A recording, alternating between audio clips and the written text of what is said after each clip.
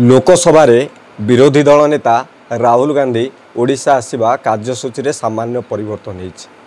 सांसद राहुल गांधी 9 तारिख नुहे जुलाई 11 तारिख रे ओडिशा आसिबार सूचना रही। सहित मल्लिकार्जुन खड़गे आसुंट एने कांग्रेस पक्षरु घनाघन बैठक जारी रही। पीसीसी सभापति भक्तचरण दास सूचना देइछन्ति गणमाध्यम को एवं संविधान बचाओ कार्यक्रम रे सामिल हेबे राहुल गांधी एवं बरमुंडा पड़िया रे स्वतंत्र कार्यक्रम रे सामिल हेबे एवं सबु प्रस्तुति चलीछि बोली भक्तदास सूचना देइछन्ति। देखा जाऊ राहुल गांधी को गस्त नहीं कांग्रेस रो जो कर्मी मान रही केते उत्साह रही। कांग्रेस भवन ले घन घन बैठक चली एवं नुआ पीसीसी सभापति हैला परे भक्तदास जो तल स्तर रे जो कांग्रेस रही कर्मी मान रही उत्साह हेतल देखा मिलता।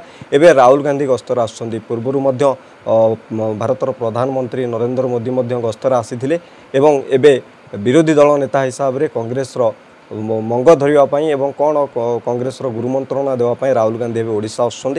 देखा जाऊ राहुल गांधी कांग्रेस कर्मी कौन वार्ता रखुंट। भुवनेश्वर कान्हा नायक तपन मिश्र रिपोर्ट न्यूज लक्ष्मी 7।